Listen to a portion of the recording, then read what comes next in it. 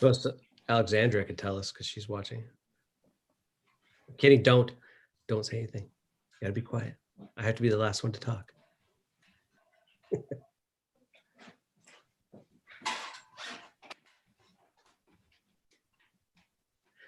Creativity and humor have long been used to help us make sense of government and politics. One longstanding tradition in politics in the United States that does this, from colonial times to today, is political cartooning. I'm Professor Kevin Curry, and thank you for joining us tonight for Democracy is a Funny Thing, Political Cartoons as Journalism, Art, and Commentary. We have a panel of 5 Linfield students who are eager to talk to tonight's guests, so let's get started. Shannon Wheeler is an Eisner Award-winning cartoonist whose work has appeared in The New Yorker. He is the creator of the beloved cartoon character Too Much Coffee Man and the author of Shit My President Says, an illustrated collection of tweets from President Trump.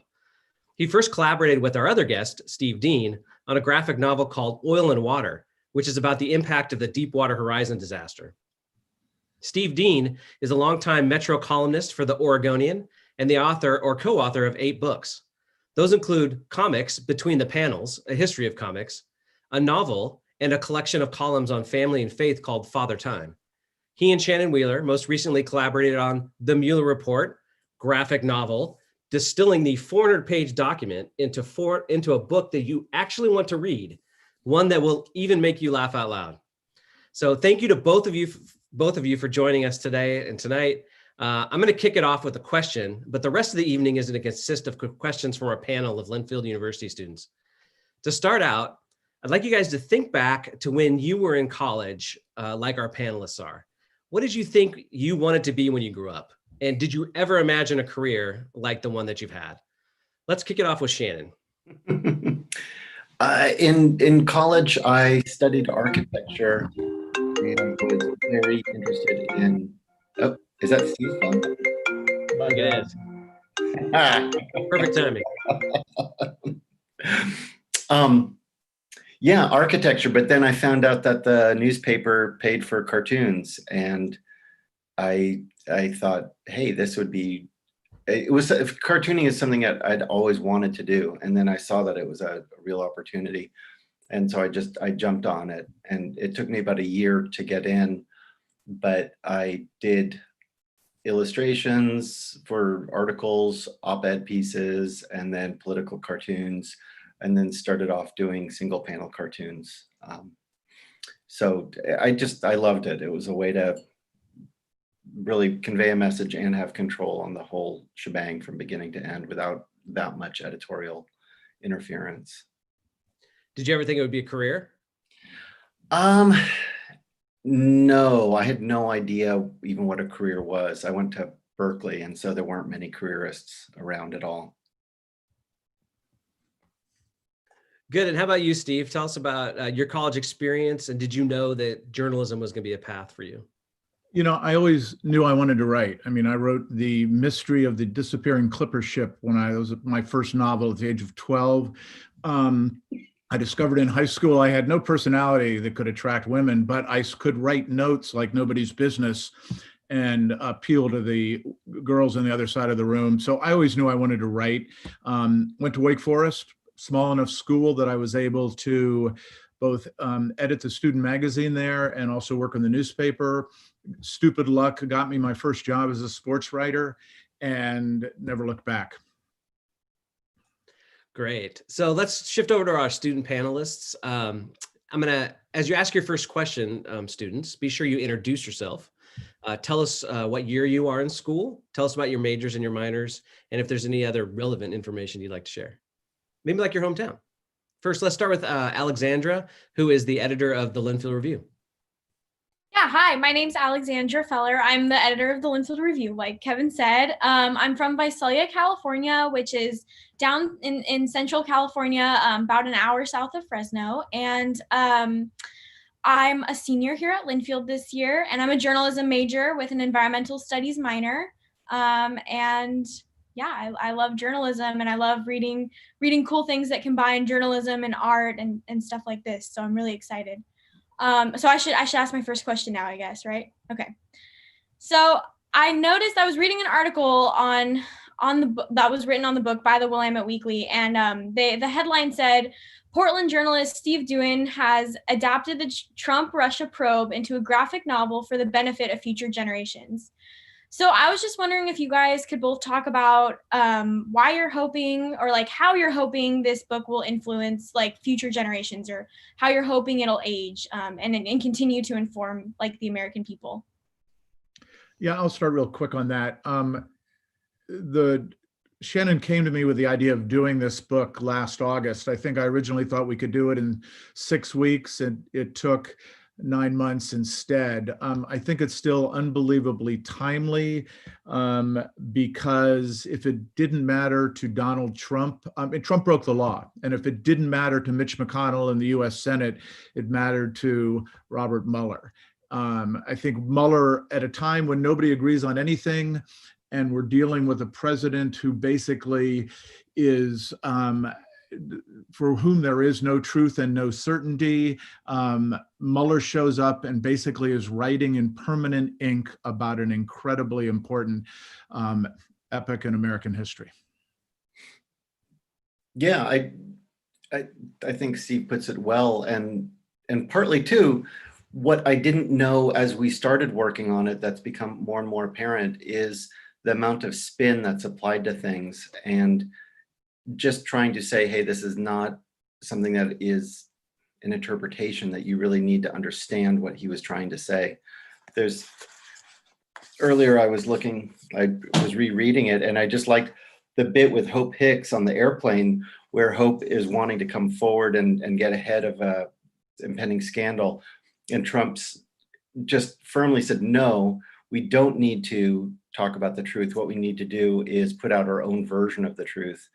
And just offering counterpoint to that, I think has become more and more important, that there is something that is the truth. And Steve and I really tried to get to it. So yeah, I think it's been really important. And to me, it still feels very relevant.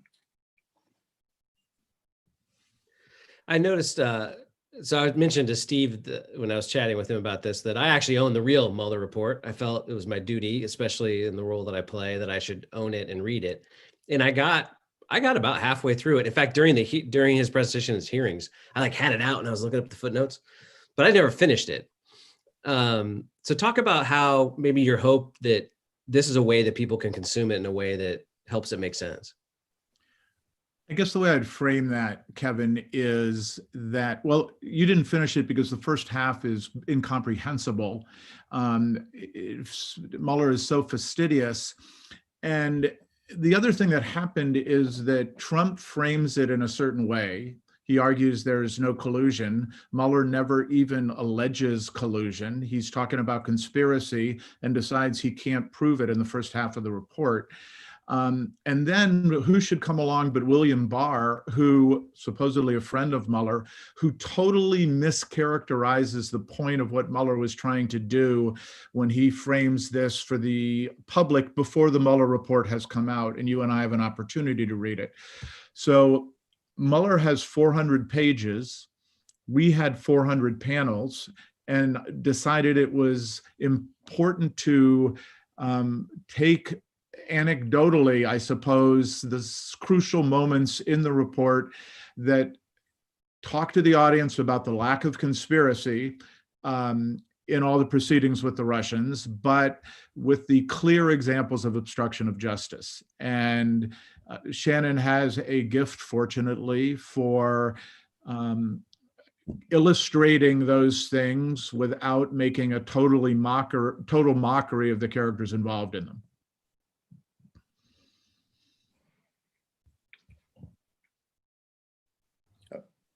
Oh, nice. Yeah, the counter spin. I thought reading it is important, but Mueller, I don't think he was writing it for the general public. He was writing it as a reference tome to say, here is all the information, or a good bit of it, to direct further prosecution, and to say, this is what we did and this is what we didn't do. And I think he was a little bit shocked himself that the spin was so effective that what was being put out there by, I think Barr really surprised Mueller that there was so much politics involved. So I wanted to note on that first item I shared with you, at the bottom are footnotes. And so everything is footnoted. And I think that's really impressive, because if I wanted to see where you actually pulled the source material, I could get out that copy that I never finished and actually look it up. It does get better in the second half. There's more and more anecdotes and stories. When Chris Christie starts talking, it's just, Christie is one of my favorites in there as just a weird character. And again, Kevin, the other thing, as I mentioned to you earlier, what we want to do is, I don't know if a bookstore is going to be open in the next year. I'm not sure that we're going to sell a lot of copies of this, but if it ends up in every high school and college classroom as an easy reference guide, Shannon and I think will think like our work was done. I mean, Shannon and I both grew up with Classics Illustrated, which were these, sort of the comic Cliff Notes version of great American and world literature. And I think what we had that in mind, to say the least, as we confronted the complexity of what Mueller was doing. But Lucy, do you have a follow-up on that? Yes, I do. Hello, everyone. I'm Lucy Gordon. I'm a creative writing major and media studies minor, junior from Portland, and I like theater. That's what I do a lot of here. My question is related to this. Since the Mueller report, you talk about how it's incomprehensible and difficult to sort of follow. What was the research process, and how did you decide what was important in making this, making your graphic novel sort of a reframing for people to understand it better? I made Steve read it. Part A of that, and then I'll let Shannon do part B, because what I went through it, and I sort of tried to break it down into certain storylines. And then I would dump those storylines in Shannon's lap, and Shannon and I would meet at Pete's Coffee in Northeast Portland. And invariably, Shannon would look at me and say, I don't know what the hell you're talking about, and there's no way I can draw this on a page. And then simplifying it down, saying, what is the storyline? Steve did a really good job of taking, when Mueller would reference, Mueller would cite the same events in 3 or 4 different places, and Steve would pull them together and say, okay, here's the one, I'm going to put these 3 references into one piece, and then deciding here are several main narratives, like the meeting at the Trump Tower was really significant. The CIA listening in on the phone calls is another significant one. The stuff with WikiLeaks is very significant. And then saying, okay, here are some main towers or tent poles, and then hanging a little story on either side and slipping in all the bits that Mueller was using to say, this is an example of obstruction, and then working around these main events. But it's all, everything that's in the book is stuff that Mueller was doing. So we didn't skew it or take it far away from what he was doing. It was tough. Anne-Marie, why don't you ask your question, because I think it will fit nicely here, especially in terms of Shannon's work on this. Yeah, okay. So my name's Marie Mullet. I'm a first year. I'm from Seattle, Washington. I'm a digital arts major and journalism and major studies minor. And I'm also a cartoonist for the Linfield Review. So my question relates to Steve too, but was specifically for Shannon. And as an artist, I look at this and I think, how do you gather the inspiration and the creativity in your head to take this long, boring report and turn it into art? Like, how does that inspirational process work for you? It's really finding the moments, like the bit where Trump gets the news that Mueller will be investigating him, that where and it's Christie telling these stories where it's Trump saying, I'm effed, when he finds this out. I mean, like, this is straight up Hollywood drama. And then saying, okay, how does this how do we work around this weird little event? And it was really, Steve did a really good job of finding these narratives and then trying to make it interesting, so that we really tried to do more than take pictures and then trace them to do kind of like talking heads, which would have been the easiest. But to say, how do we take this and say, okay, this is what happened, this is how to illustrate it, but then to add another layer of metaphor so that it becomes a little bit working with icons on top of just working with these characters that are talking. It was a lot of back and forth with me and Steve is what it was. And we argued in a very constructive way. And I feel it really elevated what I was doing, and hopefully me telling Steve to dumb it down helped elevate the book, the storyline on his end. It was a process. Yeah, I sort of take an Alan Moore approach to comics. It's almost like, and I don't have his talent, believe me, but Moore doesn't like explaining a lot of things. He wants you to puzzle and figure some of this stuff out, these unbelievably complex narratives in some of his things, particularly in Watchmen, I would guess. But Shannon would continually say, now, wait a minute, we have to find a way. Again, let's remember who our audience is. They haven't been buried in this manuscript for 6 months. We have to find a way to present this much more clearly. And we have to have a timeline at the end. We have to have a character index. We have to have all sorts of footnotes, all sorts of things that will help the reader find their place in history as they're working through this book. I found it really complex. Like there were a lot of characters, and then somebody would come in, and I would constantly asking Steve, like, what does this mean when there's the notebook? And I'm like, what does that mean? What does it mean to say that this is surreptitious? Well, contemporaneous notes. I'm like, we need to say, like, what is the significance of this? Because Steve was like really pulled in by the notebook. Let me explain that. So Annie Donaldson's notebook is a major character in the book, and it's her notebook basically only appears in the footnotes. Annie Donaldson she works for Don McGahn, the White House counsel. And again, he's the White House counsel. He works for us, not the president, but she's in the room all the time. She's taking notes, and her notes are obviously extemporaneous notes on what's going on, and they are the clearest, most lucid commentary of the insanity that was often part of those arguments. And so I just said, Shannon, let's make this notebook basically a character in the book, because again, it is a unbelievably reliable narrator in the history of Trump's campaign's meandering dance with the Russians.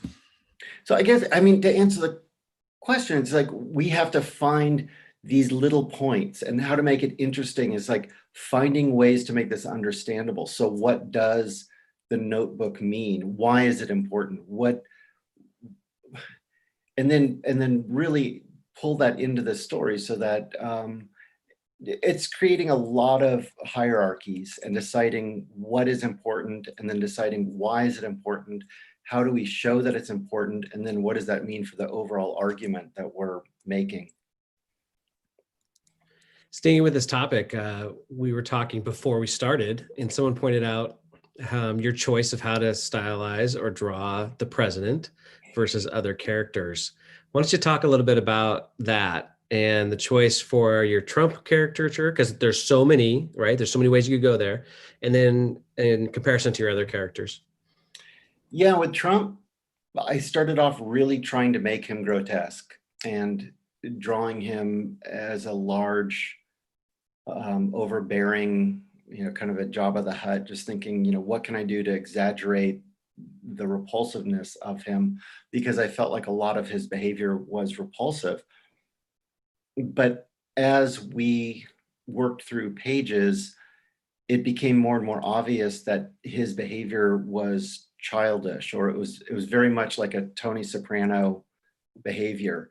And then as the drawings, as I had him speaking, the character was not Jabba the Hutt. It was more of a Calvin and Hobbes type feeling where he is spoiled. And to illustrate that, and then the simplicity also then lent itself to the storytelling, because then it's just easier to read and creates more of a narrative if you have a character who's running around doing these things in that way, rather than having a large, disgusting person. I mean, 200 pages of Jabba the Hutt would just be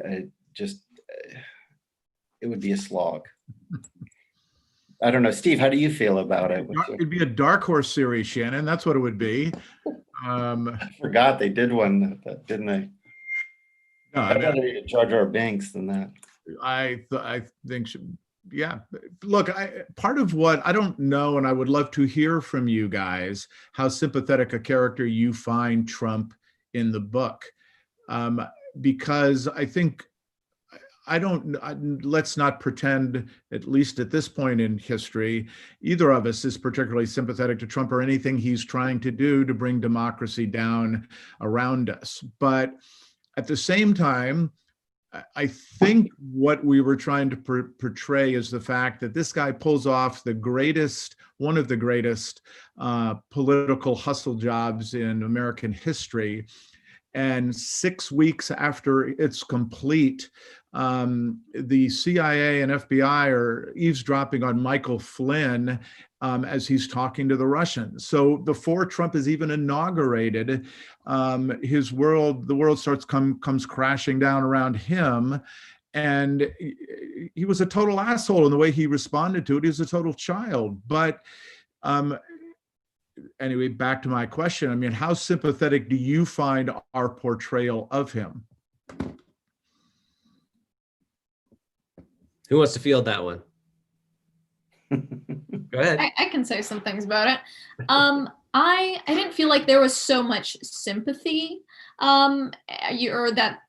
this portrayal of him as a childish figure was trying to incite sympathy, but kind of point out a lot of the idiocy and a lot of this kind of thing, because I do think that in many ways Trump is smart in about how he goes around manipulating people. The fact that he's like making threats for a coup, and then people are like, oh, don't worry, a coup is against the rules, of course it won't happen, when the concerning thing is that he has a massive group of supporters who are willing to inflict violence.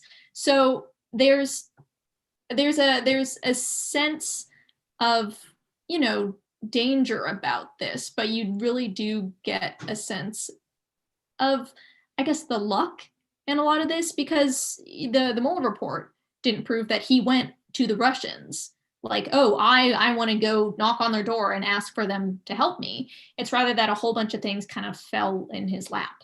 He's surrounded by a whole bunch of people that will hurt democracy in order to put someone like him in power. So the lack of control that he had in many ways, I think was exemplified through that design, I would say. But it doesn't, I guess, absolve him of all the terrible things that he's done. Can I say something just to piggyback on that?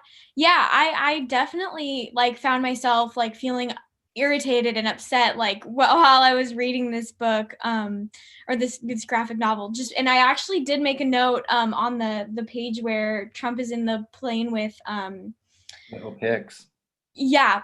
And I said, you can't just make something up to make yourself look better. It confuses people. And I feel like that's been a common theme in my mind. Like you can't just make up facts and have them published, and that's not how it works. That's confusing and manipulation. And so I don't know, that was just a side note on Trump's character that I got from the book.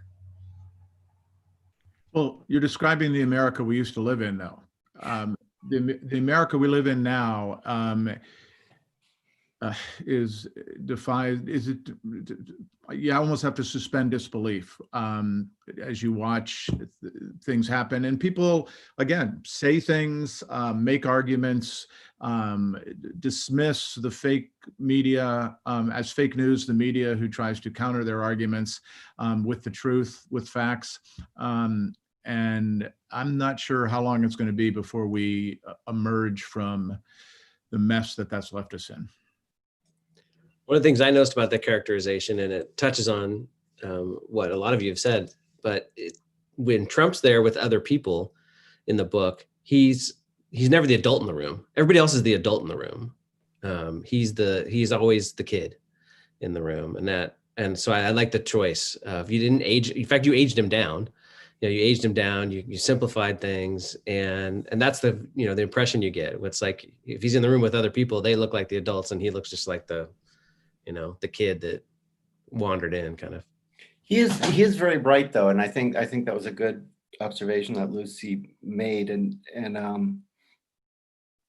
that's something that I think people do underestimate about him, or it's a very deliberate. He's putting forward a buffoonery as a manipulative tactic, but then also, incredibly lucky. I think that was. The buffoonery of the people and the clumsiness is one of the things that I got a lot out of the Mueller report, was just reading this stuff, just going, these people are absolutely incompetent and just bumbling around. And if nothing else, I hope that that's something that before we really dug into it, I didn't realize. I thought they were all playing chess, and I thought they're all chess masters. And then reading the Mueller report, it's like, holy cow! No, these are, if they could play checkers, it's a lucky bet. But Trump does know how to move these pieces around of other people. He knows how to put Manafort in between him and the law, so that anything that he's wanting done illegally, he's going to move that pawn in front of himself, so that when the rook comes in to take out pieces, it's going to be the pawn. It's not going to be the king. Have you been watching Queen's Gambit, Shannon? I read it too, which is, very consuming. So let's pull out a little bit wider. I'm going to call on Mara. She's got a question that's kind of a little bit more generally about comics and cartoons. Mara, why don't you introduce yourself and ask your question? Hi, everyone. My name is Mara. I'm from Kenai, Alaska. I'm double majoring in international relations and global cultural studies here at Linfield. And I would like to ask a question. Both of you can feel free to respond. But it's about the relationship between censorship and your work. And political cartoons, of course, the subject matter can be sensitive. And so what is the relationship between censorship, especially in 2020, when there's, we're in an environment where the word PC or politically correct comes up a lot. And so I was just wondering if you could talk about that impact on your work. For me, I'm a firm believer that there is no thought crime. I think that, it was a little bit scary going into it to feel like, okay, if these people are going to stay in power, that this would put us on lists, or if there's any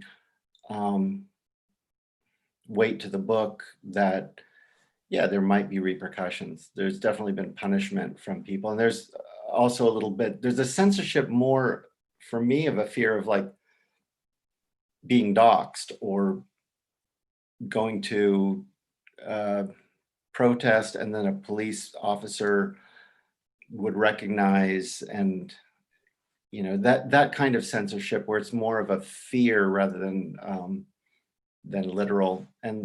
But ultimately, I'm an idiot and will just say or do anything. So I don't know. Steve, what do you feel about? Well, Look, I worked in the golden age of newspapers. I'm 66 now. So I wrote the Metro column for 35 years, and I wrote it at a time when there wasn't a cancel culture, when you could say something stupid and be called out. I once made a reference to the Dallas Cowgirls, meaning that as a derogatory term, and a woman sports writer on the paper understandably and thoughtfully called me out in print on that. But even in those circumstances, most of the interaction when you cross the line, usually mistakenly on PC stuff, you could have thoughtful conversations about it rather, you could dialogue about it rather than just sort of find yourself getting steamrolled on social media. So when I was doing my best work, I didn't have social media dogging my footsteps. Don't ever feel like I was censored. Don't know that if I still do occasional columns, don't know if I approach them with the same courage at 66 as I had at 36. Were you thinking censorship from the left or censorship from the right? What were you thinking of with censorship? Well, I left it pretty broad just so you could have, room to express. But I was thinking, yeah, censorship from, partisan, censorship in the sense of, partisans are trying to, like the cancel culture because they don't like what you're doing. I was also thinking of censorship in the way of like trying to get things published and things like that. And if there's been a trend towards, more, I don't know how to frame it exactly, but a trend towards more censorship from like the publishers and things like that in terms of what you can and can put out, because they'll advise you. Maybe they won't tell you, but they might advise you. This might rub people the wrong way. A few people have reached out, and they're pissed off, and they're the Mueller. There was nothing in the Mueller report, and so I've gotten some pushback and some negative feedback, but so far everybody that has said that, it's like Christians that haven't read the Bible, where they're yelling at me over sin, but they don't know, Hosea from Leviticus. They don't. And that's what I found with the Mueller report, is that the people that have been mad and angry are the ones that really know nothing about it. And I was afraid of. The thing that I was afraid about is that I would get in arguments with people where they would know a lot more about it than I do, and I would just be an idiot for having invested a bunch of time, and then, oh yeah, I didn't take into account, this and that character or this part of the Constitution or this, and that just has not. So far, I would love for that to happen, but that has not happened. It's mostly been the censorship from the right that's come in has been just through sheer ignorance. Well, and speaking of the Bible, Shannon, you've illustrated and done cartoons for a book called God is Disappointed in You. I mean, talk for a moment about how different the reaction was possibly to that book than any reaction you've gotten from a book about politics. Well, God is Disappointed in You is taking, it's kind of the same conceit of the Mueller report that we did, is that Mark Russell and I took the Bible and then boiled it down, and he was raised Pentecostal, so he knew it much better than I did. Same way that Steve read the Mueller report several times and knows it a lot better than I do. And then to say, okay, what is the kernel here? What is the thing that's trying to be said? So in Hosea, what is the message of Hosea? And going into it from a very nonpartisan point of view, to say, what is this about? Not saying, here's my agenda, I want to disprove the existence of God. I'm not Nietzsche or Kierkegaard, or I'm just going in kind of agnostically and saying what is the message, and same with the Mueller report. So it's really similar. And with the Bible, I was really expecting a lot of, I had a stereotype of religious people where I thought there was going to be this anger that came from religious people, knee-jerk, very knee-jerk, because the Bible that we did was not mean-spirited, and same with the Mueller report. It's not mean-spirited, even towards Trump. Well, maybe a little bit, but I was surprised with the Bible that the religious people really did embrace it. Mark and I ended up doing readings at churches, and there's a lot of youth pastors that pulled it in and said, this is a really accurate version of the Bible, and it's really, so yeah, it's similar. It's really similar. It's interesting. I have a follow-up. So I just would like to ask Mr. Wheeler about, usually people say, comedy and humor, it's the way to bridge that great divide between the groups in the United States, between the two camps. Sure, and you piss off everybody. Sorry, what was that? You piss off everybody, yeah. Yeah, that was my question. How do you see, what's the relationship between, partisanship and in political cartoons and political humor? A lot of political humor these days is throwing tomatoes, where it's saying, here's this hypocrisy, that it's pointing out hypocrisy or crime, or sometimes it's physical humor where you want to say, oh, here's this disgusting person, and you're making fun of them for their bodies. And those things were really different from what Steve and I were doing, of saying, we're trying to take this book and understand it and look at it and say, what is it that Mueller was trying to say? And so any commentary about the people is really secondary in terms of priority to what are the crimes that were committed, or were there crimes committed? What were they? What is it that he's saying? What is he pointing out? And to me, we approached it as a very bipartisan way, where we weren't pushing an agenda. It was one of understanding. So I feel like our intent was really, I feel solid about our intent. Just a real quick follow-up.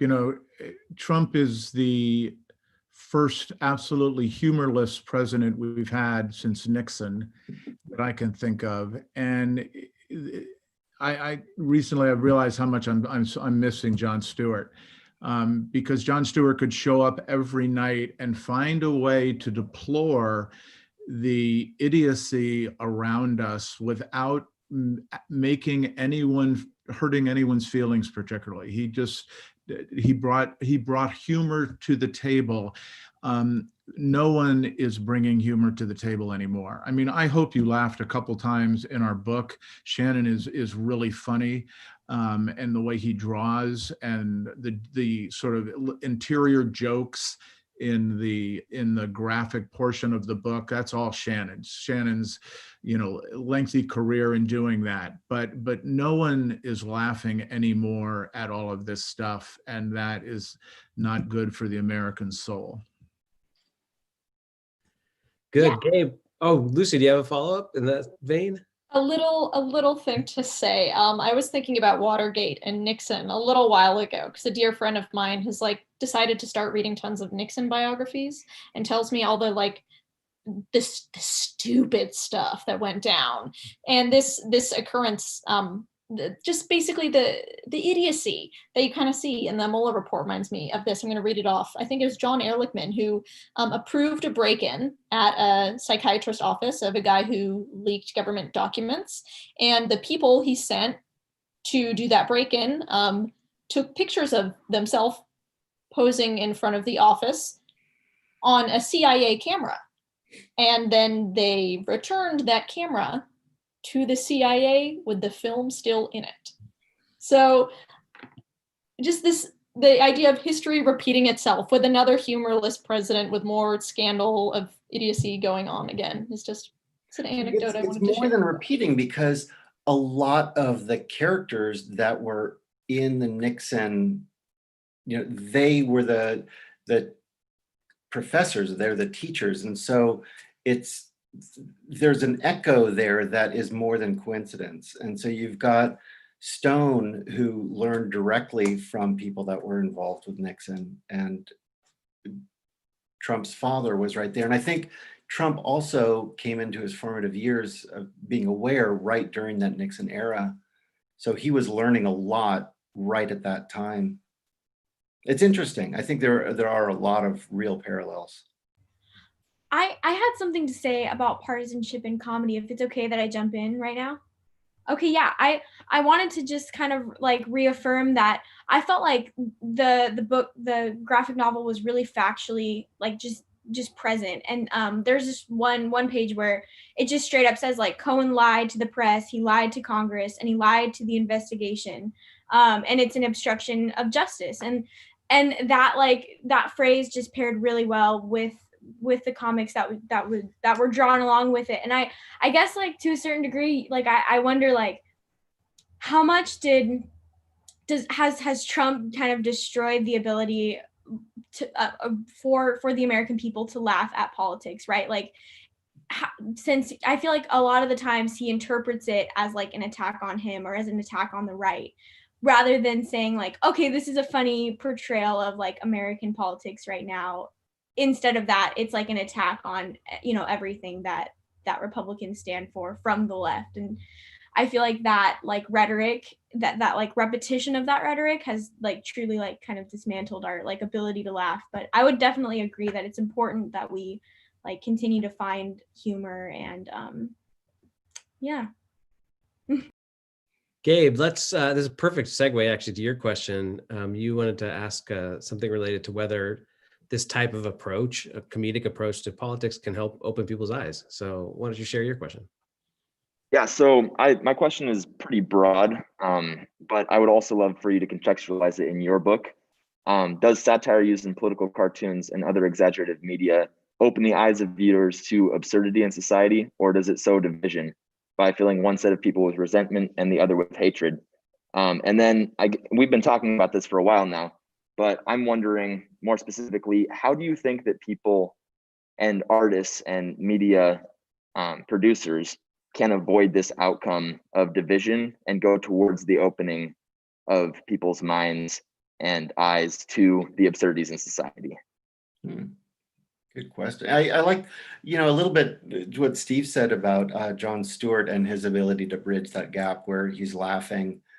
And I think I thought that was pretty astute.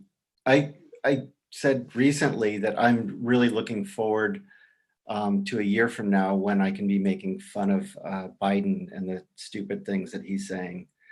And a few people have said, oh, I bet you wouldn't be attacking a Democrat president the same way that you're attacking a Republican president.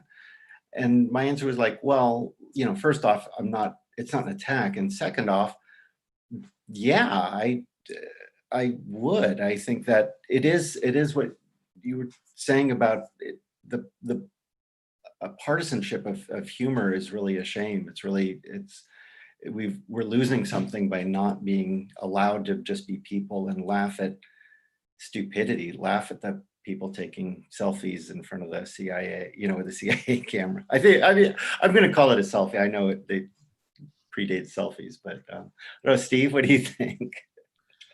Well, one of the reasons we're not laughing, let's remember why we're not laughing anymore. I mean, look, even in 2016, there was something hilarious about the debate with Hillary and Trump, where Trump is kind of lurking in the background behind her. I mean, it's threatening and it's malevolent, but there's something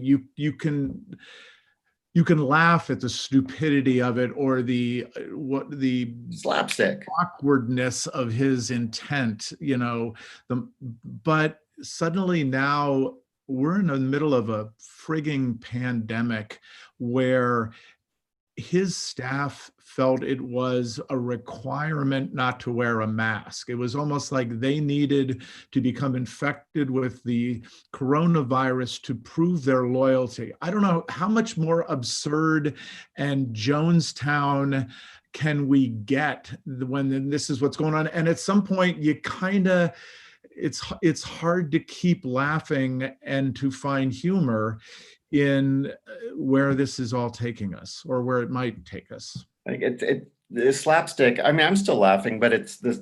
When I was laughing at slapstick, now I'm laughing at gallows humor. Lucy, you have a hand in the air. I do. I have another question. This sort of relates to humor and political involvement, honestly. When you talked about looking forward to joking on Biden, I'm also very excited for that. Because I honestly believe that participation, holding the people you elect accountable is something that is very essential, and that kind of fell to the wayside, honestly, when Obama was president. There were a lot of things that that are honestly inexcusable that happened during that administration, like the drone strikes, the fact that children were being kept in cages back then. So yeah, like but how, yeah, I hear you. how do you Accountability is important. how do you because some people use humor as a way to distance themselves from politics, but how do you feel that you both are incorporating humor as a way to involve people in it? I watched that Chicago Sacha Baron Cohen doing his bit in the Chicago trial, that TV show thing recently. But I realized, like, I was raised as a kid being told about him throwing the dollar bills out at the I think it was the Chicago Stock Exchange, so that all the traders there stopped trading to grab the dollar bills off the floor, and just the theater and the humor that Abby Hoffman brought into the scene. I think that's part of my DNA, and that humor for me is one of engagement. But yeah, I do think when it becomes one of disengagement is when it isn't one of insight, where it's one of just repeating what's being said and then everybody applauding to this thing that is all agreed upon. I mean, Steve really pushed that there were things that Mueller said that aren't part of the left agenda, and that it was difficult, like him not finding collusion. Like, if we were going to try to write a more partisan book, then pulling back from that would have been, to me, when humor really is working is when it really does reveal something, when you're really tearing something apart, and you laugh, but then it kind of sits with you. Jon Stewart was a master of it, for sure. Abby Hoffman was astounding, and comes around. I mean, it's something to aspire to. The only thing I'd add to that, Lucy, is one of the reasons I like working with Shannon is that when you're writing columns, over the years I've realized humor is hard and satire is absolutely impossible. You just throw up your hands and quit doing it, and you end up writing much too seriously and much too self-righteously and much too humorlessly. And it's small wonder my columns don't occasionally rub people the wrong way. I mean, I get it. They rub me the wrong way when I read back over them. So it's pretty funny. That's good. But to be able to find humor in some of this is maybe the saving grace for all of us. Yeah, I think that's right. And trying to say, the Mueller report, let's make this educational. The one thing that I was thinking about, and this ties into the Watergate, is I thought, as Steve and I were doing this, like, we were chronicling Watergate, and I felt that what Trump did, and then when he went into the Ukraine call and did all that, I thought, this is the most outrageous thing I've ever heard of, and this is going to be, and then 2 weeks later, he does something more outrageous. And then 2 weeks after that, there's like every week it's, and then the pandemic. And so in a way, yeah, I thought this was Watergate is what we were working on. And it turns out it's like one of 15 Watergates that we were working on. I'm going to throw it out for an open opportunity for questions. And if not, then I have a wrap-up question that I'm actually going to steal from Alexandra. She sent it earlier, but any of the students have a last question here before we wrap it up? I really This is appreciate less book specific, but as producers of media, what do you believe the role of social media platforms is in the regulation of information? Do you think that we should value factualness or freedom of expression and speech? In one sentence, Steve. Talk about Section 230, please.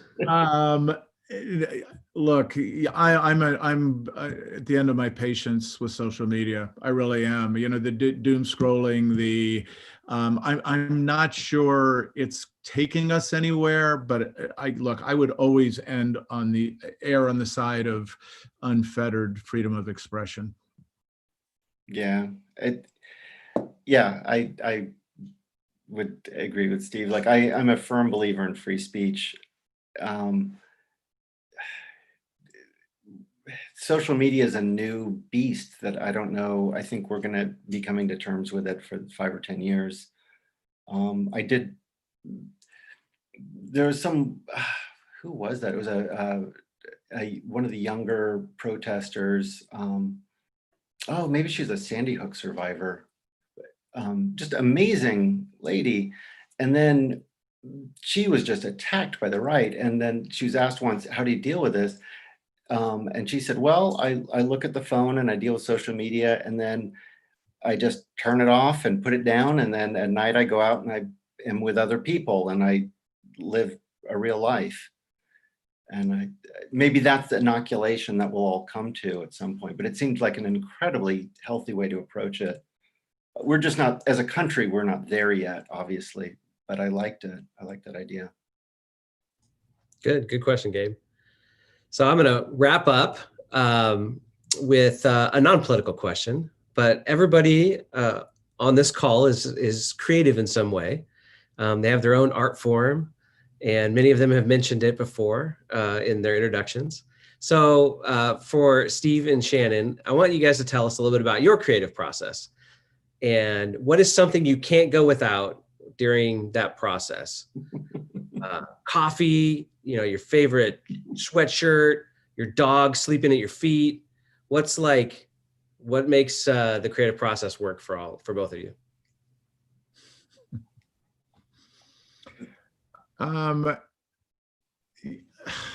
I wish it's probably the familiar, returning to my desk, the room that I'm in right now. Back in the day, it was my desk at the Oregonian. I mean, I didn't have to work inside the building, but it's the familiar. It's usually music. It's the shower that you take when you've lost all continuity in your writing, just so you can step away from it for a sec. But the most important thing is probably to be able to focus finally on getting the job done with a deadline 2 hours down the road. Yeah, that's well put. I was thinking about when I started the Bible project, when I was working on the Bible, it was because I was genuinely interested in reading the Bible. Like I wanted to learn it, and it's something I'd meant to do for years, and I tried on occasion to absorb it, and I just couldn't. But then getting a project and saying, okay, we're going to do the whole Bible and really try to figure out what each little section means. What is Revelations about? What is Leviticus about? And then the same with the Mueller Report. It's like, here is something that genuinely interested me, and I felt like it was really important. And in both times, I wanted to team up with somebody who is better than I am. And so for me, having to step up and step up my game and to feel like this is a challenge. To me, that's what really engaged me. It was feeling like, yeah, I'm gonna learn something. Scary, because you can fail, but I think it's important to take that risk. That's great. Well, I want to thank our student panelists for joining us tonight and coming up with some great questions, very thought-provoking. And I especially want to thank our guests, Steve Dean and Shannon Wheeler. And I really appreciate you guys taking the time out of your evening to join us and answer some questions and share your knowledge and your experience with us. So thank you so much. And thank you for everybody for watching, and have a good evening. It was phenomenal. Thank you very much. Thank you.